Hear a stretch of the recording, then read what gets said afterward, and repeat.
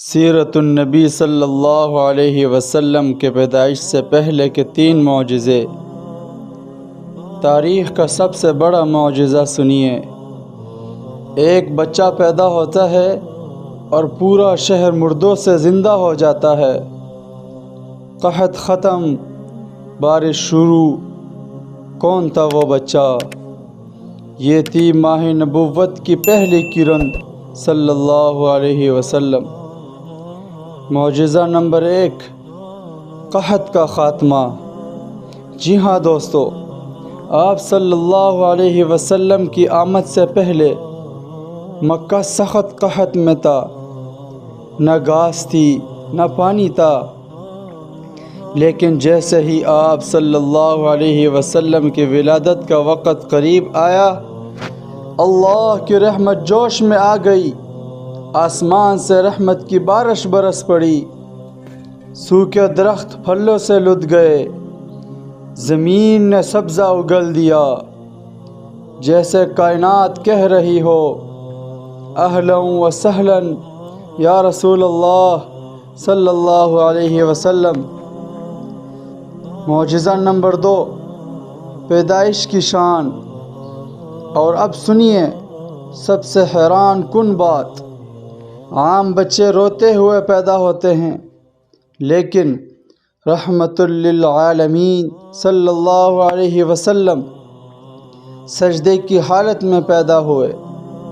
ہاتھ زمین پر، سر آسمان کی طرف۔ نہ دائی کی ضرورت اور نہ استرے کی۔ آول نال پہلے سے کٹی ہوئی تھی، اور آپ صلی اللہ علیہ وسلم ختنہ شدہ تھے، اور شہادت کی انگلی اٹھی ہوئی تھی۔ جیسا پیدا ہوتے ہی اللہ جل جلالہ کی گواہی دے رہے ہوں، اللہ سب سے بڑا ہے۔ معجزہ نمبر 3، نور کا واقعہ۔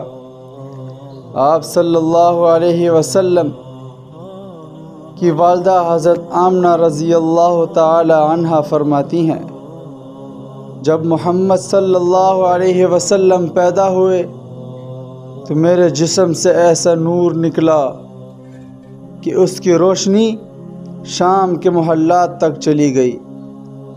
بصرہ میں چرتے ہوئے اونٹوں کی گردنیں تک مجھے نظر آ گئی۔ سبحان اللہ، یہ نور تھا، نبوت کا نور۔ حصہ 2 میں جانیے، یہ تو صرف ابتدا تھی۔ کیا آپ جانتے ہیں آپ صلی اللہ علیہ وسلم کی پیدائش سے 50 دن پہلے خانہ کعبہ پر تاریخ کا سب سے بڑا حملہ ہونے والا تھا؟ لشکر، ہاتھی، اور مقصد کعبہ کو مٹا دینا تھا۔ کیا ہوا پھر؟ کیسے بچا اللہ کا گھر؟